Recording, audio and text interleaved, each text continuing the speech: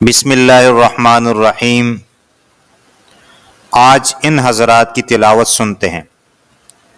تو سب سے پہلے تلاوت سنیں گے مولانا فضل الرحمان صاحب کی۔ اعوذ باللہ من الشیطان الرجیم، بسم اللہ الرحمن الرحیم۔ یا ایہا الذین آمنوا ان تطیعوا الذین کفروا یردوکم علی اعقابکم فتنقلبوا خاسرین،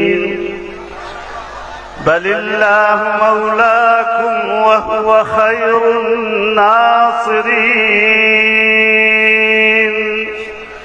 صدق اللہ العظیم۔ تو جی آپ نے اس کی تلاوت سنی، اب آتے ہیں حافظ نعیم صاحب کی تلاوت کی طرف کہ وہ کس طرح تلاوت کر رہے ہیں، کیا وہ تلاوت کر سکتے ہیں یا نہیں، تو آپ اس کی تلاوت بھی سنیں۔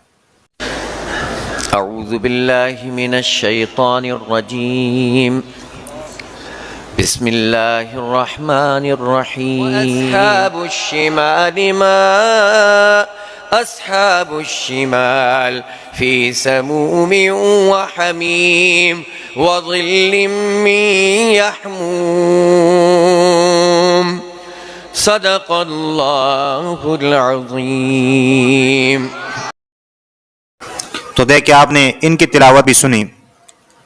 تیسرے نمبر پر تلاوت سنتے ہیں سعد رضوی صاحب کی کہ وہ کس طرح تلاوت کر رہے ہیں، کیا وہ قرآن پڑھ سکتا ہے، تو آپ اس کی تلاوت بھی سنیں۔ اما بعد فاعوذ باللہ من الشیطان الرجیم، بسم اللہ الرحمن الرحیم۔ قال اللہ تبارک وتعالی فی القرآن المجید، لتؤمنوا باللہ ورسولہ وتعزروہ وتوقروہ وتسبحوہ بکرۃ وأصیلا، صدق اللہ العظیم وصدق رسولہ النبی الکریم الامین۔ جی آپ نے ان کی تلاوت بھی سنی۔ تو یہ ہمارے ہاں بڑے تین مذہبی پارٹیاں ہیں، اور بھی ہوں گے مجھے نہیں معلوم، لیکن جو میرے علم میں ہے وہ تین یہ ہے۔ تو کل میں نے ویڈیو بنائی تھی وزراء اعظم کے حوالے سے کہ ان کو کہ وہ تلاوت کر سکتے ہیں یا نہیں کر سکتے ہیں، اور میرا مقصد یہ تھا کہ اے لوگوں، آپ ان لوگوں کو آگے بڑھا رہے ہیں جن کو قرآن نہیں آتا اور جن کو دین کے بارے میں کیا پتہ، آپ ان سے اسلام کی توقع رکھتے ہیں، تو یہ غلط فہمی ہے آپ کی۔ لیکن اس کی وجہ سے بہت سارے لوگوں نے میرے اوپر تنقید کیا کہ یہ کیا کر رہے ہیں، یہ غیبت ہے اور یہ ہے وہ ہے۔ خیر، اس میں کچھ باتیں تھی، میں ان کا شکریہ بھی ادا کرتا ہوں کہ انہوں نے اس بات کی طرف میری جو ہے وہ یاد دہانی کرائی۔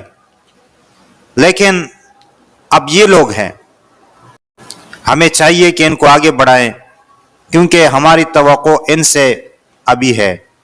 یعنی باقیوں کو تو ہم نے دیکھ لیا کہ انہوں نے عوام کے لیے کیا کیا اور اسلام کے لیے کیا کیا۔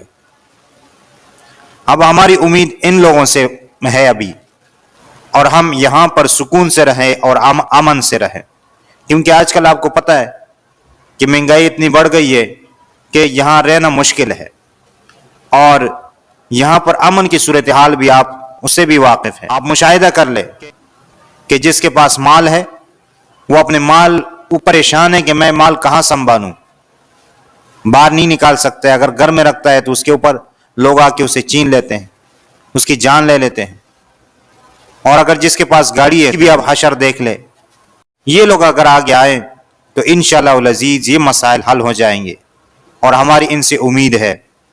باقی اللہ تعالیٰ سے دعا ہے کہ اللہ تعالیٰ ہمارے لیے بہتر فرما دیں، اور اگر یہ ملک کے لیے، اسلام کے لیے بہتر ہے، اللہ تعالیٰ ان کو توفیق دے، اور درمیان میں جتنی رکاوٹیں ہیں اللہ تعالیٰ ان کو دور فرما دیں، اور اللہ تعالیٰ ہم سب کا حامی اور ناصر ہو۔ اللہ تعالیٰ ہمیں دنیا اور آخرت میں عافیت سے رکھے۔ آمین ثم آمین یا رب العالمین.